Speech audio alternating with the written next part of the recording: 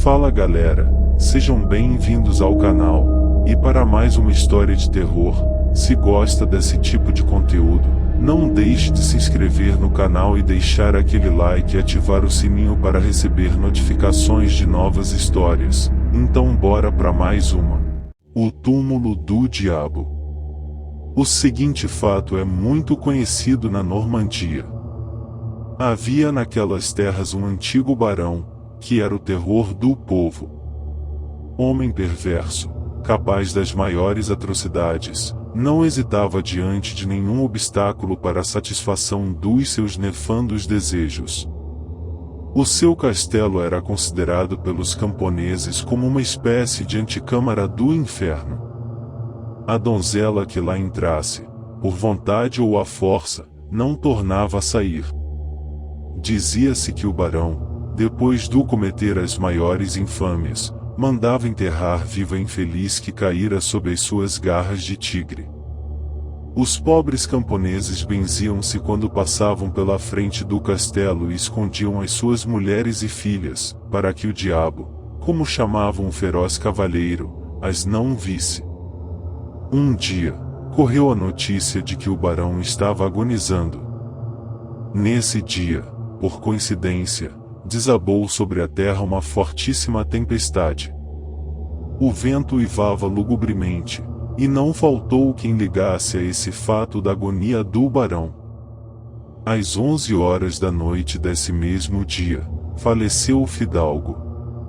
Nesse instante, segundo contam os da Normandia, um furioso tufão arrancou árvores, telhados de casas, cercados, e atirou-os a grandes distâncias.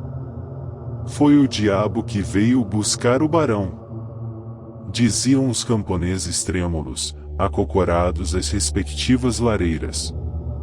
Segundo o uso, o cadáver do barão foi enterrado na igreja. Era tão grande o terror que ele havia inspirado que, ainda depois de morto, ninguém ousava passar junto da sua sepultura e, muito menos, pôr-lhe o pé em cima. Sobre aquela sepultura, em cumprimento à última disposição do cavalheiro, devia arder uma lâmpada noite e dia. E para isso tinha ele instituído uma renda pia mais que suficiente para o custeio da despesa. Certa noite em que, por acaso, o pároco não dormiu, viu da janela de seu quarto, que ficava à fronteira da igreja, a luz da lâmpada ir se enfraquecendo gradualmente, acabando por apagar-se. O padre atribuiu aquele acontecimento ao acaso, e não lhe prestou, naquela noite, maior atenção. Porém, na noite seguinte, tendo acordado às 2 horas da madrugada, lembrou-se de examinar se a lâmpada ainda estava acesa. Levantou-se da cama, chegou à janela e viu que a igreja estava imersa na mais profunda escuridão. Aquele fato, assim repetido, tornava-se um tanto sério. Mal amanheceu, o padre mandou chamar o sacristão, e acusou de ter deitado o azeite na salada, ao jantar, em vez de derramá-lo na lâmpada da igreja. O sacristão jurou, por tudo quanto havia de mais sagrado, que era infundada semelhante acusação, que havia 15 anos que tinha tido a honra de ser nomeado sacristão, e que todas as noites, desde que exercia aquele emprego, enchia conscienciosamente a lâmpada, e que, se ela se apagava, era necessariamente alguma peça que aquele maldito cavalheiro pregava, o qual, depois de haver atormentado os vivos enquanto existira, lembrava-se do tornar a atormentá-los depois de morto. O padre declarou que acreditava na palavra do sacristão, mas que, apesar disto, desejava assistir, à noite, ao preparo da lâmpada. Obedecendo a esta resolução, o cura foi para a igreja logo que anoiteceu e, à sua vista, deitou-se o azeite no recipiente. Concluída a operação e acesa a lâmpada, o cura fechou com a sua própria mão a porta da igreja, meteu a chave na algibeira, e voltou para a sua casa. Assim que se preparou para dormir, tomou o breviário, sentou-se numa poltrona junto à janela, e ali ficou à espera, olhando alternadamente para o livro e para a igreja. Pela meia-noite, notou que a luz ia diminuindo, até que acabou por apagar-se. Era evidente que havia ali alguma coisa estranha, misteriosa e inexplicável, para a qual não concorria certamente o pobre sacristão. Lembrou-se o padre de que talvez fossem ladrões que se introduziam na igreja para furtar o azeite. Mas, admitindo que o delito era perpetrado por ladrões, forçoso seria convir que deviam ser necessariamente gente muito honrada, pois se limitavam a levar o azeite, quando tinham à sua disposição os vasos sagrados. Não eram, portanto, ladrões. Havia alguma outra coisa diversa de todas as que se tinham imaginado, alguma coisa sobrenatural, talvez. O cura resolveu-se averiguar a existência dessa coisa, fosse ela qual fosse. Na noite do dia imediato, ele mesmo entornou o azeite na lâmpada, para se convencer de que não era, de alguma forma, enganado pelo sacristão. E, depois, em vez de sair como tinha feito na véspera, escondeu-se num confessionário. Foram passando as horas.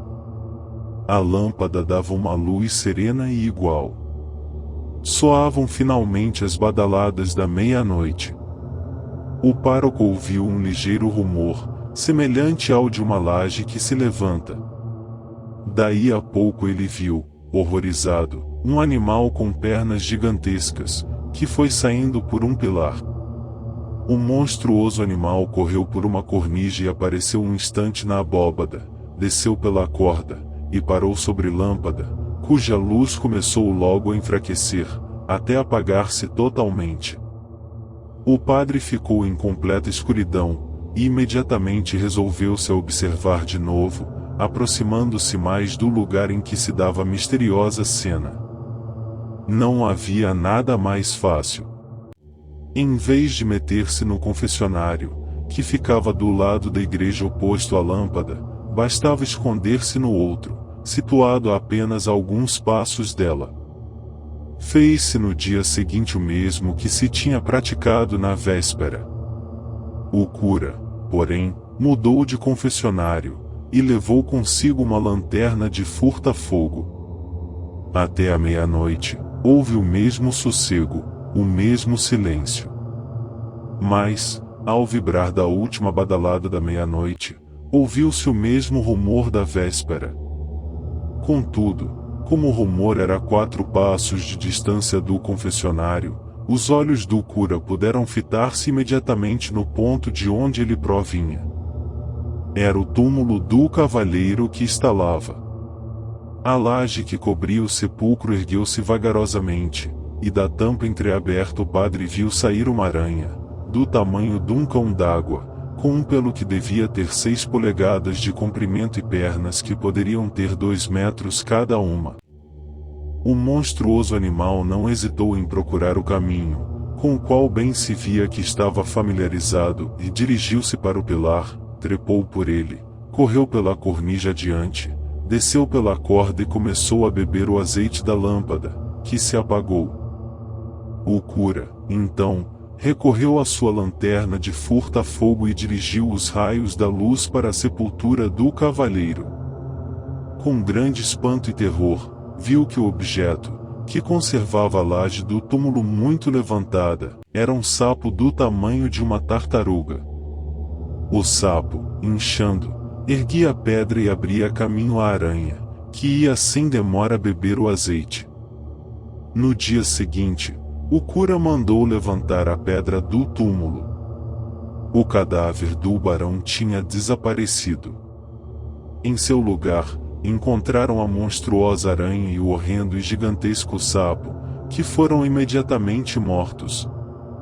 Depois, foram pendurados à abóbada da igreja, como para testificar em tão singular acontecimento. Desde então, a sepultura do cavalheiro ficou conhecida por túmulo do diabo. Fim. Se gostou, deixa o like e não esqueça de se inscrever no canal.